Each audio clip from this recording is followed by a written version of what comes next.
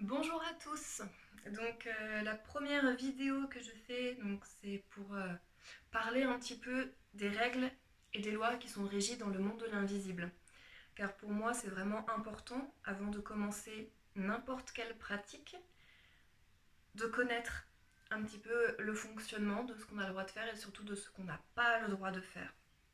Car comme dans chaque chose, il y a des lois qu'on ne peut pas violer. Et j'y tiens vraiment pour que tout reste vraiment dans la lumière, dans tout ça. Donc la première chose, c'est on ne va pas chez l'autre sans sa permission. Ça veut vraiment dire que quand on a une intention de prodiguer un soin à quelqu'un, quand on croit, euh, quand on croit savoir ce qui est bien pour une personne et qu'on veut envoyer quelque chose à cette intention, avec cette intention-là à une personne, on ne le fait pas. Du moins sans sa permission. On en parle avant à la personne, on demande si cette personne est d'accord qu'on lui fasse un soin, qu'on lui envoie quelque chose de particulier, qu'on travaille sur lui, on lui demande. Sinon c'est hors morale, hors éthique, je pense que c'est facilement compréhensible de votre part. Donc ça c'est quelque chose qui est vraiment important. On ne fait pas quelque chose à quelqu'un sans son accord. Il y a d'autres règles et d'autres lois qui sont euh, quand on veut faire quelque chose sur un lieu, on demande l'autorisation au propriétaire ainsi qu'aux habitants du lieu. Quand je dis habitants de lieu, je parle des, des, des élémentaux qui peuvent vivre sur ce lieu. Donc les élémentaux, ce sont les êtres de la nature qui sont là parce que de toute façon il y en a. Également, on demande au guide du lieu, car très souvent il y a un guide du lieu. On lui demande l'autorisation pour si on peut faire quelque chose sur le terrain.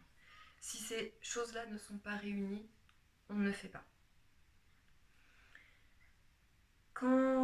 Pour ceux qui font, qui maîtrisent la sortie astrale, euh, que moi d'ailleurs je n'arrive pas à faire de manière consciente. Dans les rêves j'y arrive, mais comme tout le monde, mais de manière consciente je n'y arrive pas. Donc là ce que je vais dire c'est vraiment des choses qu'on m'a partagées. Donc c'est pas mon expérience personnelle, mais c'est vraiment d'aller. C'est pareil, on ne va pas chez les gens. Quand on est en sortie astrale, on va pas se dire tiens qu'est-ce que machin fait, qu'est-ce que bidule fait, on n'y va pas. Il y a des endroits auxquels on n'a pas accès. On n'a pas à forcer. Si à un moment on sent quand on est dans ces sorties-là, si on sent que il y a quelque chose qui bloque, ok, bah ça bloque, on n'y va pas et on va ailleurs. Donc ça c'est quelque chose qui est très important.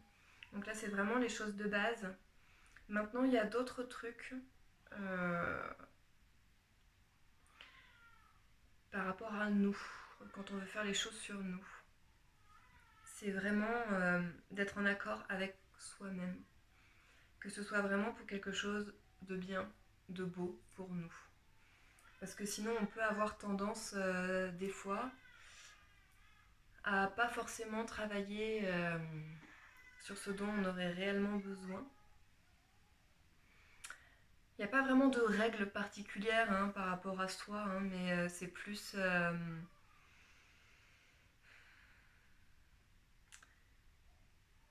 c'est plus oser la clairvision par rapport à ce qu'on est et par rapport à ce qu'on voudrait pour pouvoir travailler sur soi. C'est oser se regarder en face. Oser se dire ok, là, à cet endroit-là, j'ai reçu une parole, j'ai reçu quelque chose comme ça me pique. Bon, on va travailler dessus. Essayer d'aller travailler dessus, mais en bienveillance avec soi-même. On peut y aller calmement, on peut y aller gentiment, on peut revenir plusieurs fois dessus. Mais c'est bien se traiter pour être toujours dans la lumière et dans la bienveillance. C'est ça qui est vraiment important en fait. Quand on veut travailler pour la lumière, c'est une expression, de toute façon tout n'est que mots. Donc souvent on veut dire la même chose et on utilise des mots différents. Bon, bref, ça c'était pour l'aparté, travailler pour la lumière. Mais si on veut apporter la paix et l'amour sur Terre, ça commence aussi par soi. Et c'est réussir aussi à travailler sur soi de manière bienveillante, dans la douceur et l'amour. Et après, on pourra réussir à étendre ça tout autour de nous. Mais là, je crois que c'est d'autres vidéos que je commence un petit peu à m'égarer. Donc je vais m'arrêter là pour cette vidéo-là.